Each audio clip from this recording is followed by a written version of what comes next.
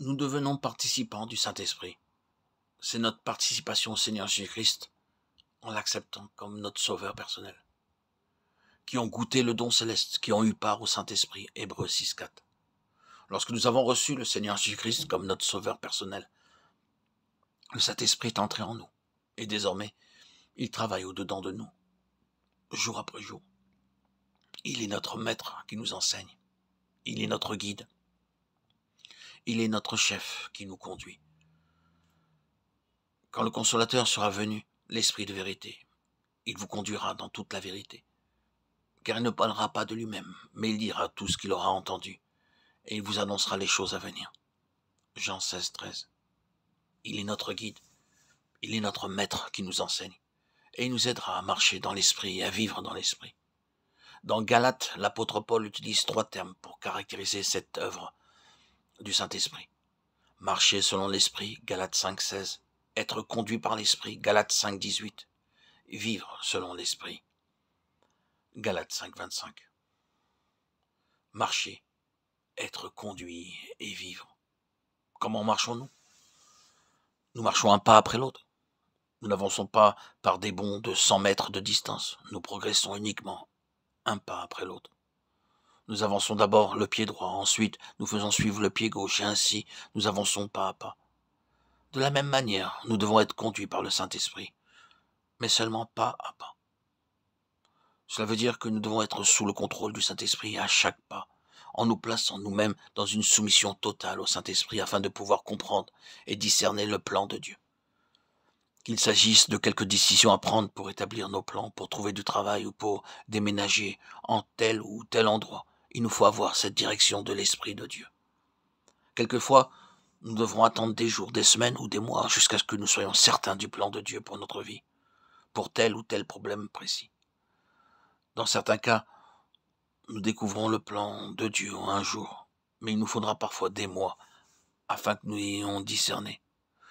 Le Seigneur désire que nous attendions patiemment jusqu'à ce que son plan pour notre vie soit parfaitement clair. Voyons par exemple dans Actes 16, 6 à 10. Ayant été empêchés par le Saint-Esprit d'annoncer la parole dans l'Asie, ils traversèrent la Phrygie et le pays de Galatie. Arrivés près de la Mysie, ils se disposaient à entrer en Bithynie. Mais l'Esprit de Jésus ne leur permit pas. Ils franchirent alors la Mysie et descendirent à Troas. Pendant la nuit, Paul eut une vision. Un Macédonien lui apparut et lui fit cette prière. « Passe en Macédoine, secours-nous. » Après cette vision de Paul, nous cherchâmes aussitôt à nous rendre en Macédoine, concluant que le Seigneur nous appelait à y annoncer la bonne nouvelle. C'est de cette manière que l'apôtre Paul et ses compagnons s'attendaient patiemment au Seigneur jusqu'à ce que le chemin par lequel ils devaient progresser leur soit rendu très clair.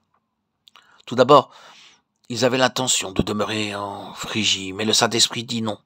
Ensuite, ils se préparèrent à passer en Bithynie, et le Seigneur leur dit non. Ce n'est qu'après la vision donnée à Paul qu'il leur fut dit de passer en Macédoine. De cette manière, nous sommes dirigés par le Saint-Esprit. Avant donc d'établir un plan quel qu'il soit, que ce soit pour le mariage, pour la profession, même pour déménager ou même simplement pour faire vos courses en ville, soyez patients, jusqu'à ce que vous ayez compris quel est le plan de Dieu, quelle est sa volonté pour vous. Beaucoup d'entre nous n'exercent pas suffisamment la patience pour attendre que le Seigneur révèle sa volonté. C'est pourquoi il s'ensuit beaucoup de déboires et de pertes.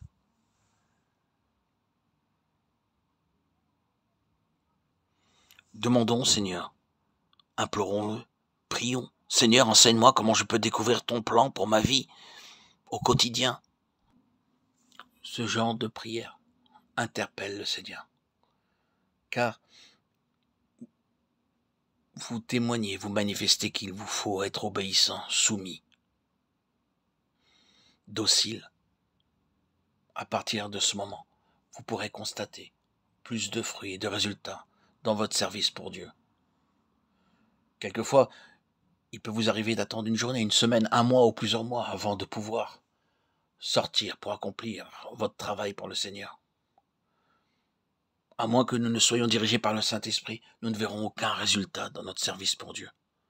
Car tous ceux qui sont conduits par l'Esprit de Dieu sont fils de Dieu. Romains 8, 14. Ensuite, il nous est dit dans Galates 5, 25, si nous vivons par l'Esprit, marchons aussi selon l'Esprit. Cela signifie que nous devons demeurer constamment conscients de la présence de Dieu. Si nous nous rendons coupables, soit par la colère, par l'irritation, par la jalousie, par l'orgueil ou par des pratiques impures, nous ne serons pas conscients de la présence de Dieu. Alors le Saint-Esprit vient à notre aide pour remettre les choses en ordre, afin que nous soyons à nouveau en état d'enregistrer sa présence. Ainsi, par le Saint-Esprit, nous sommes amenés à vivre dans le bénéfice de la conscience de sa présence.